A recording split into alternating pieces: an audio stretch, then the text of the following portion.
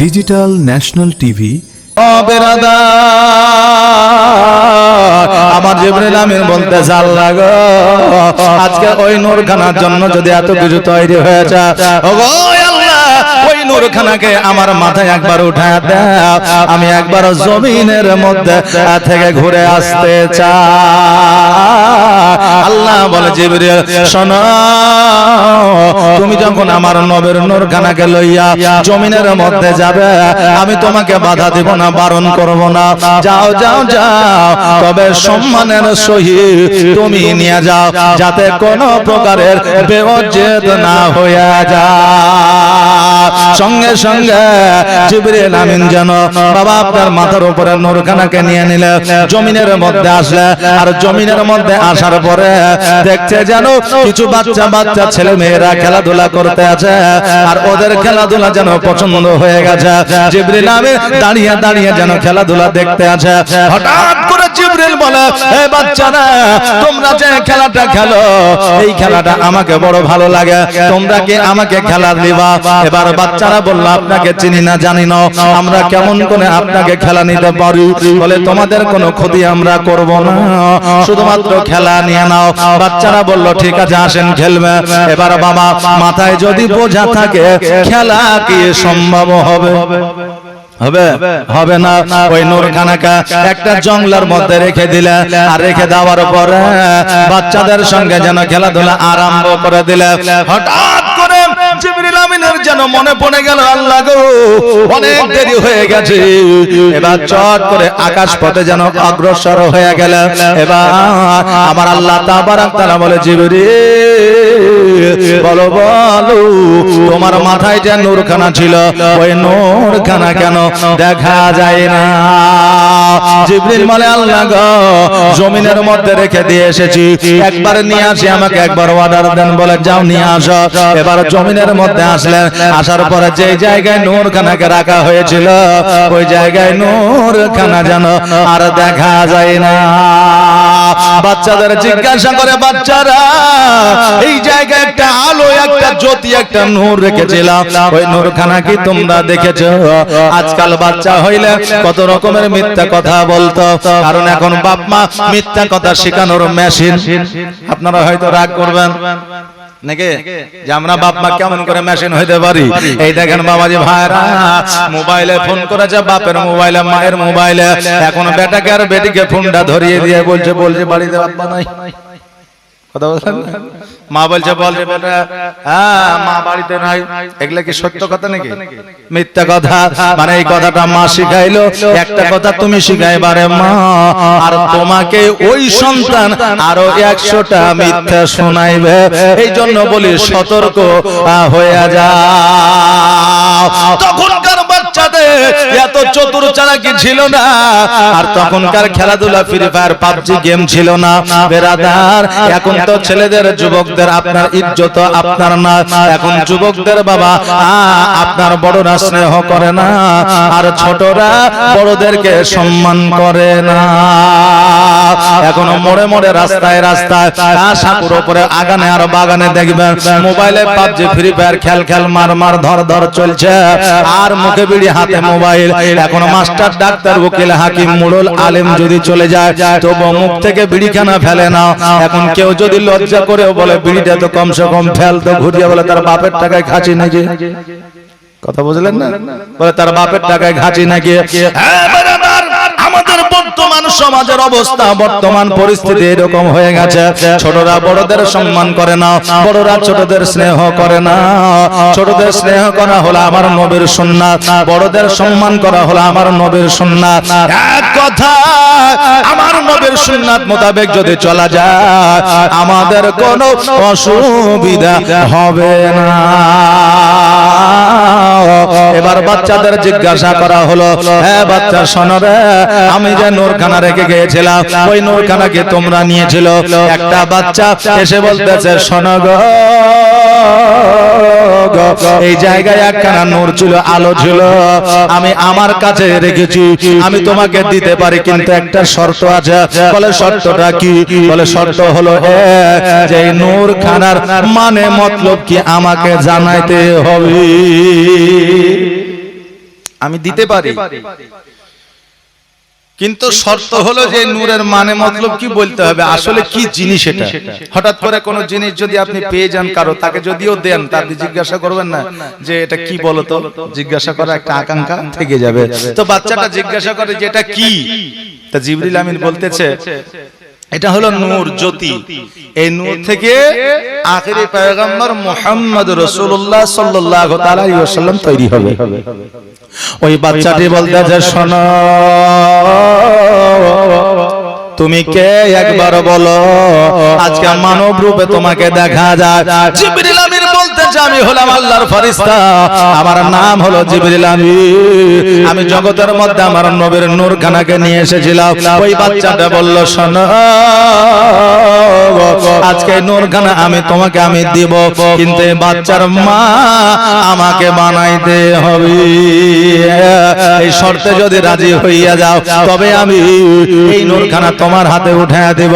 জিবরিল আমিন বলে আল্লাহ গো আজকে বাইনা রেখেছে, আজকে আবেদন রেখেছে, এই বাচ্চাকে নাকি নূরের মা বানাইতে হবে। আমার আল্লাহ বলে জিবরিল রে আমার মক্কর চক্কর, আমার সুবিধা অসুবিধা বোঝা বড় দায়, এই জন্য যাও যাও তাকে তুমি কথা দিয়ে দাও আমি আল্লাহ তাকে আমি নবীর মা বানায়া দিব। জিবরিল আমিন বলল যাও, আমার আল্লাহ বলেছে তোমাকে এই শেষ নবীর মা বানায়া দিবে, তোমার নামখানাকে একবার বলো। বলে কেন? বলে জান্নাতের খাতায় তোমার নামখানা লেখা দিব। বলে আমার নাম হলো আমিনা। জোরে বলেন সুবহানাল্লাহ। ও বাবাজি ভাইরা, ওই নূরখানাকে ফিরাইয়া দিলা, আর ওই নূরখানাকে লইয়া জিবরিল আমিন যেন ঊর্ধ্ব গমনে গেলেন, আকাশ পথে গেলেন। বেরাদার এইভাবে আপনার দিনগুলো অতিবাহিত হইতে লাগলো। এইদিকে হযরতে আব্দুল্লাহ রাদিয়াল্লাহু তাআলা আনহু জানো আব্দুল মুত্তালিব রাদিয়াল্লাহু তাআলা আনহুর বাড়িতে যেন বাচ্চা অবস্থায় হ্যাঁ বাবা খেলাধুলা করতে আছে। আব্দুল মুত্তালিবকে আল্লাহ তাবারাক তাআলা স্বপ্নের মাধ্যমে দেখাইতে আছে, হ্যাঁ আব্দুল মুত্তালিব শোনো রে, আবে জমজমের পানির কুয়াটা বন্ধ হয়ে গেছে মরুভূমির বালিতে, আজকে আবে জমজমের কুয়ার পানি তোমাকে উদ্ধার করতে হবে। অতি লম্বা কাহিনী ছোট্ট করে বলে দিলে বাবা। এবার আব্দুল মুত্তালিব রাদিয়াল্লাহু তাআলা আনহু ওই আবে জমজমের পানির খোঁজ করতে করতে এক জায়গায় আইডিয়া করে দেখলো এই জায়গাটাই হইতে পারে, কিন্তু যে জায়গায় আবে জমজমের পানির খোঁজ পাওয়া গেল ওই জায়গাটায় একটা মন্দির তৈরি হয়ে গিয়েছিল। এই হাজিরা আসবে দেখবেন হজে থেকে আবে জমজমের পানি নিয়ে আসবে, তাই না? জি নিয়ে আসবে, আর ওই পানিটা আমাদেরকে বসে পান করতে হয় নাকি না দাঁড়িয়ে? দাঁড়িয়ে পান, আবে জমজমের পানি দাঁড়িয়ে পান করা হলো সুন্নাত। আর এমনি আমাদের টিউবওয়েলের পানি, কুয়ার পানি, নদীর পানি বসে পান করা হলো আমার নবীর সুন্নাত। বেরাদার অনেকে অনেক কিছু জানে না বলে অনেক মানুষ এই দেখেন মাঠে থেকে আসছে, হাঁটুর উপরে কাপড় আছে। এখন মৌলভী সাহেব রাস্তা দিয়ে চলে গেছে, বুঝলেন, রাস্তা দিয়ে চলে গেছে, আর ওই লোকটা বুঝলেন মুখখানকে একবার হামলা করে নিয়ে চলে গেল। জোহরের নামাজে মসজিদে এসে বিচার বসে দেয়, জানিস মৌলভী সাহেব সালাম দেয়নি আমাকে। কথা বললেন না, মৌলভী সাহেব আমাকে সালাম দেয়নি। বলে কেন? বলে ইমাম সাহেব মৌলভী সাহেব কেন সালাম দিবে না? কিন্তু আদৌ জানে না যার হাঁটুর উপরে কাপড় ছিল। কথা বললেন না, হাঁটুর উপরে কাপড় থাকলে সালাম দেওয়াও যায় না, লেওয়াও যায় না। তো ওটাও আর জানা নাই। অনেকে অনেক সময় মশলা মশাইল জানা থাকে না, এই জন্য দেখবেন অনেক সময় বিভেদ লেগে যায়। বেরাদার মিল্লাত ইসলামিয়া, হ্যাঁ বাবা যে ভাইরা, আবে জমজমের পানি খোঁজ করার জন্য যখন গেলে, যাওয়ার পরে দেখছো ওই জায়গায় একটা মন্দির তৈরি হয়ে গেছে। এবার বাবা আব্দুল মুত্তালিব রাদিয়াল্লাহু তাআলা আনহু ওই জায়গাটাকে খনন করবে। অনেকেই বাধা দিয়ে দিল, এই জায়গায় খনন করা হবে না, কারণ আমাদের মূর্তি পূজা হয়েছে, কারণ আমাদের এই জায়গার ধর্মস্থান, অতএব খোঁড়া যাবে না। মুত্তালিব বললেন শোনো রে, এই জায়গাটা তোমাদের ধর্মস্থান নয়, কারণ এই জায়গাটা আবে জমজমের পানি আছে, যেই পানিটা ইসমাইল আলাইহিস সালামের গোল্লার ডাবে পানিটা উঠেছিল, অতএব ওই পানি এই জায়গাতে আছে, জায়গা থেকে উদ্ধার করতে হবে। এবার বাবা কেউ যেন সুযোগ সুবিধা দিল না। এবার আব্দুল মুত্তালিব রাদিয়াল্লাহু তাআলা আনহুর যখন 10টা সন্তান বড় হইল, আবার ওই আবে জমজমের পানি খোঁজার জন্য যাওয়া হইল। যাওয়ার পরে এবার জোরপূর্বক যেন খুঁড়তে আরম্ভ করলো। অন্যান্য ধর্মের মানুষেরা যখন বলল আব্দুল মুত্তালিব শোনো রে, আজকে এই জায়গা থেকে যদি আবে জমজমের পানি উদ্ধার না হয়, আজকে আমাদের সঙ্গে সূর্য পূজা করতে হবে, মূর্তি পূজা করতে হবে, আমাদের সঙ্গে তোমাকে গাছ পূজা করতে হবে। আর যদি জমজমের পানি উদ্ধার হয়ে যায়, আমরা সবাই মুসলমান হয়ে যাব। শর্তে কিন্তু রাজি হইয়া গেল। প্রথম একদিন খনন করলে জমজমের পানি উদ্ধার হইল না, দ্বিতীয় একদিন খনন করলে জমজমের পানি উদ্ধার হইল না। এবার দ্বিতীয় দিন রাত্রিবেলা আব্দুল মুত্তালিব রাদিয়াল্লাহু তাআলা আনহু আল্লাহকে বলতে আল্লাহ গো, মানিজ্যতের মালিক তুমি, সম্মানের মালিক তুমি, আজকে জমজমের পানি যদি উদ্ধার না হয় তবে আমাকে মূর্তি পূজা করতে হবে, যেটা আমার দ্বারা সম্ভব হবে না। অতএব আল্লাহ, আগামী কালকে যদি জমজমের পানি উদ্ধার হয়ে যায়, আমি আব্দুল মুত্তালিব কথা দিলাম আমার সব চাইতে আপনজনকে তোমার হস্তে কুরবানি করে দিব। জমজমের পানি যদি উদ্ধার হয়ে যায়, তাহলে আমার সব চাইতে আপন জিনিসটা তোমার কাছে কুরবানি করে দেব। পরের দিন সকালবেলা আব্দুল মুত্তালিব রাদিয়াল্লাহু তাআলা আনহু উনি যেন আপনার কোদাল নিয়ে আর আপনার কুন্তি নিয়ে দাউলি নিয়ে যেন চলতে আরম্ভ করলেন। এবার যাওয়ার পরে ওই জায়গাটা খনন করতে আরম্ভ করেছে। কিছুক্ষণ খনন করার পরে জমজমের ফোয়ারা, পানির ফোয়ারা যেন উঠেছে, আর সঙ্গে সঙ্গে পড়েছে আলহামদুলিল্লাহ।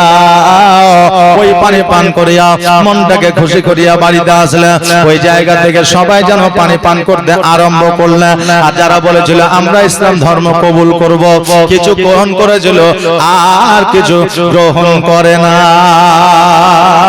দেখবে মতামত সবাই দিবে, এই কাজটা আমরা করব, তোমরা রাজি আছো?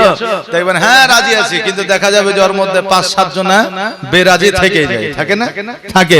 তো ওই জায়গায় বলেছিল সবাই যে যদি জমজম উদ্ধার হয়ে যায় আমরা ইসলাম ধর্ম গ্রহণ করব। আর যখন জমজম উদ্ধার হয়ে গেল তখন কিছু মানুষ সরে গেল আর কিছু মানুষ ইসলাম ধর্ম গ্রহণ করেছিল। একদিন, 2 দিন, 3 দিন, 4 দিন, 5 দিন, 7 দিন যখন অতিবাহিত হয়ে গেল, আল্লাহ তাবারাক তাআলা স্বপ্নের মাধ্যমে আব্দুল মুত্তালিবকে যেন আপনার দেখাইতে আসে, আব্দুল মুত্তালিব তুমি আমাকে ওয়াদা করেছিলে, কথা দিয়েছিলে, তুমি আমাকে বলেছিলে জমজম উদ্ধার হইলে আমার হস্তে তুমি নাকি তোমার আপনজনকে কুরবান করবা, কিন্তু তোমার কথা এখনো পর্যন্ত রাখনি। চট করে মনে পড়ে গেল আব্দুল মুত্তালিব চিন্তা করে, তাই তো আমার সব চাইতে আপন, সব চাইতে কাছের, সব চাইতে মহব্বতের যিনি, যার নাম হলো হযরতে আব্দুল্লাহ, ওই আব্দুল্লাহকে কুরবান করতে হবে, তাছাড়া আর দ্বিতীয় কোনো রাস্তা নয়। এবার বাবাজি ভাইরা, সকালবেলা আব্দুল মুত্তালিব রাদিয়াল্লাহু তাআলা আনহু আব্দুল্লাহকে যেন গোসল বানায়া, সুরমা পরায়া, মাথায় টুপি পরায়া, খুশবু দিয়া যেন আপনার বার করে নিয়ে যায়। বাকি 9 ভাই জিজ্ঞাসা করে, আব্বা গো আমাদের স্নেহের ভাইকে, আদরের ভাইকে কোথায় নিয়ে যাও? বলে তোমাদের ভাইকে কুরবানি দেওয়ার জন্য নিয়ে যায়। বলে কেন? বলে আমি কথা দিয়েছিলাম আমার আপনজনকে কুরবান করব। আর বাকি 9 ভাই বলে, আব্বা আমরাও তো তোমার আপনজন, আমরা তো তোমার কাছে, আমাদেরকে তুমি কুরবানি দিয়ে দাও, কিন্তু আমার ছোট ভাই আব্দুল্লাহকে ছেড়ে দাও। আব্দুল মুত্তালিব বলেছিল, বেটা রে আমি আব্দুল্লাহকে যতটা ভালোবাসি তোমাদের 9 জনকে ততটা ভালোবাসি না, কিন্তু তোমাদেরকে ভালোবাসি। ভাবে ভালোবাসে না সেটা কিন্তু নয় রে বাবা, কিন্তু বাবা ভালোবাসার মধ্যে আমরা অনেকেই বলি সমান, সমান চোখে দেখি, সমান ভালোবাসে সন্তানদেরকে, কিন্তু কোনোদিনই এটা সম্ভব হবে না। সন্তানের মধ্যেও বাবা ভাগ থাকে, থাকে না? কোন সন্তান বাপ মাকে যত্ন বেশি করে, কোন সন্তান বাপ মাকে যত্ন একটু কম করে। ওই রকম কোন বাপ মা আছে কোন সন্তানকে বেশি একটু আদর যত্ন করে, কোন সন্তানকে আদর যত্ন একটু কম করে, বেশি করে, এইরকম আছে। এখন আপনারা বলবেন যে হুজুর যদি এইরকমই হয় তাহলে মা তো সমান ভালোবাসে, কারণ মা তো 10 মাস 10 দিন গর্ভে রেখেছে, 2 বছর 2.5 বছর দুগ্ধ পান করিয়েছে, ওই সন্তানকে লালন পালন করে বড় করেছে। বেরাদার, একটা জিনিস লক্ষ্য করেন যে ছোট ভাই যদি ওঝট লেগেছে তো বড় ভাই কোলে তুলে নিয়ে কেঁদেছে আর গালে গালে চুম্বন দিয়েছে, দেয়নি? দিয়েছে। ছোট ভাই যদি অন্যায় করেছে, পাড়া প্রতিবেশী যদি একটা চড় মেরেছে তাকে 2 চড় মেরে ঘুরে এসে তুই আমার ভাইকে মেরেছিস, জি। আর ভাই ভাই বড় হয়ে যখন বিয়ে হয়ে গেছে, সন্তান আদি হয়ে গেছে, ভাই ভাই মিল নাই, দেখা হলে কথা নাই, মারা গেলেও মাটি দিতে যায় না, এইরকম ভাই জগতে আছে। আহারে, তোমার ছোটবেলার কথা মনে পড়ে না? তোমার বড় ভাই তোমাকে কোলে নিয়ে ঘুরেছে, তোমার ছোটবেলার কথা মনে পড়ে না? তোমার ছোট ভাই ভাই ভাই করে কেঁদেছে না দেখতে পেলে। ওই দিন যদি আমাদের স্মরণে চলে আসে, ভাই ভাই 2-5 কাঠার জন্য মারামারি হবে না। মহব্বত কাকে বলে দেখেন। আব্দুল মুত্তালিব রাদিয়াল্লাহু তাআলা আনহুর 9 সন্তান বলে, আব্বা গো আজকে আমাদের ছোট ভাই আব্দুল্লাহকে কুরবানি না দিয়া আমাদেরকে 9 ভাইকে কুরবানি দিয়ে দাও, আল্লাহ তাবারক তাআলা নিশ্চয় কবুল করে নেবে। হযরত আব্দুল মুত্তালিব বলে, বেটারে আজকে আব্দুল্লাহকে কুরবানি করতে হবে, তোমাদেরকে কুরবানি করলে হবে না।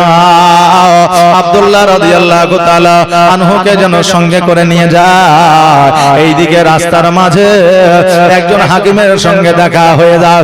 হাকিম বলতেছে, আব্দুল মুত্তালিব তোমার নূরানিময় চেহারাওয়ালা সন্তানকে নিয়ে কোথায় যাও? বলে কুরবান করার জন্য। বলে কেন? বলে আমি আল্লাহকে কথা দিয়েছিলাম, বলে আজকে যদি আব্দুল্লাহকে কুরবানি করে দাও তবে শেষ পয়গম্বর জগতে কেমন করে আসবি?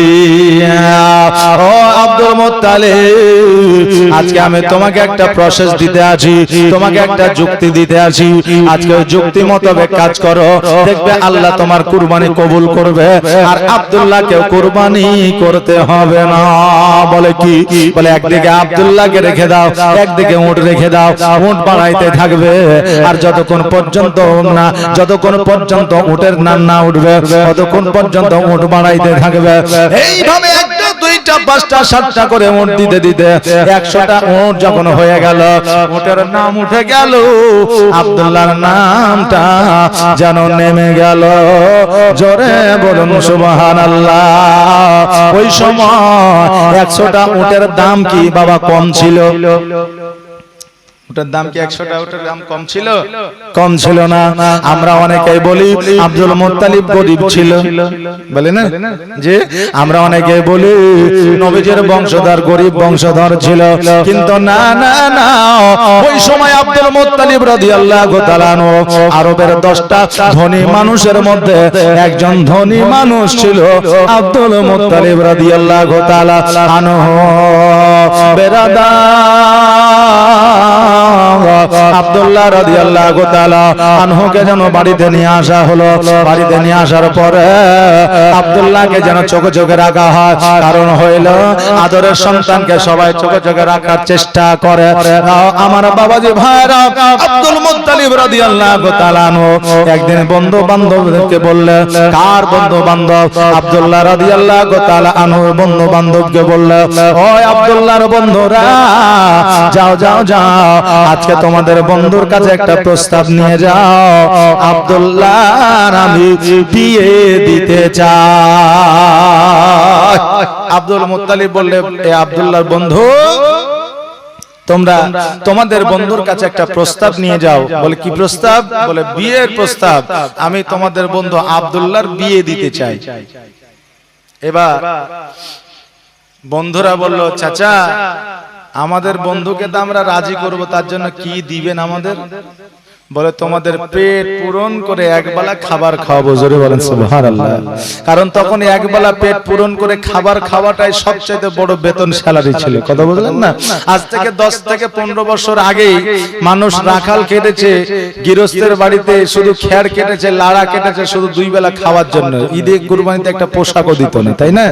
যে খেয়েছে করেছে, আমি নিজে দেখেছি বিরাদার নবিল্লাহ ইসলামী, আমি যদিও না করি আমি দেখেছি যে হ্যাঁ এইভাবে রাখাল খেটেছে অনেক মানুষ। বাবাজি ভাইরা আমার মায়েরা, এবার বন্ধুদেরকে বলল তোমাদেরকে পেট পূরণ করে খাওয়াবো। ওই বন্ধুরা ছুটতে ছুটতে আব্দুল্লাহর কাছে গেল। আব্দুল্লাহর কাছে যাওয়ার পরে বলে আব্দুল্লাহ বলো বলো আজকে তোমার জন্য একটা ভালো প্রস্তাব নিয়ে এসেছি, আনন্দের প্রস্তাব নিয়ে এসেছি, খুশির খবর নিয়ে এসেছি। বলো বলো তোমাকে যদি প্রস্তাবটা দিই তাহলে বলো তুমি কি খাওয়াবে? আব্দুল্লাহ রাদিয়াল্লাহু তাআলা আনহু বললে আগে তোমরা প্রস্তাবটা বলো, ওই প্রস্তাবে আমি রাজি আছি কিনা একবার ভেবে দেখব।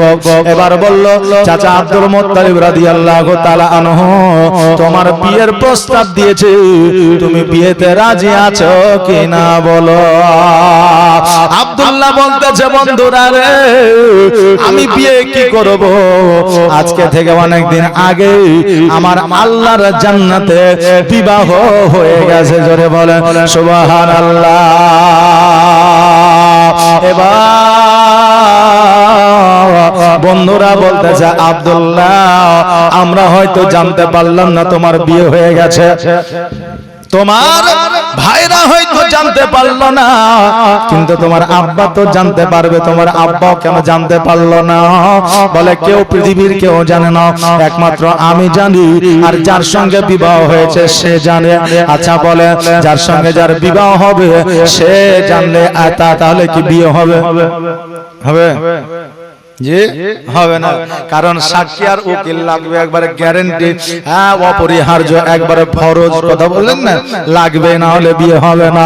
এবার বেরাদা আমার আব্দুল্লাহ বললেন পৃথিবীর মধ্যে শুধু আমি আর আমার স্ত্রী জানে, কেউ জানে না।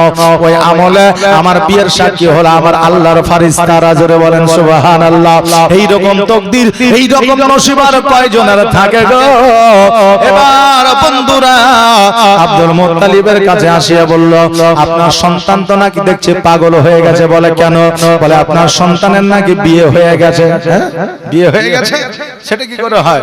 আচ্ছা ডাকো দেখি। এবার আব্দুল্লাহকে ডাকা হলো। আব্দুল্লাহ জি আব্বা তোমার বিয়ে হয়ে গেছে নাকি? বলে জি। কোথায়? বলে মদিনায়। মেয়ের নাম কি? বলছে আমিনা। মেয়ের বাপের নাম আব্দুল ওয়াহাব। আচ্ছা জানতে আর কিছু বাকি থাকলো? থাকলো জি? থাকলো না।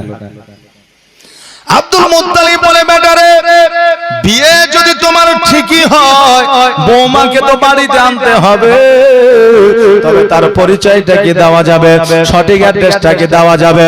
আব্দুল্লাহ বলতে যাবা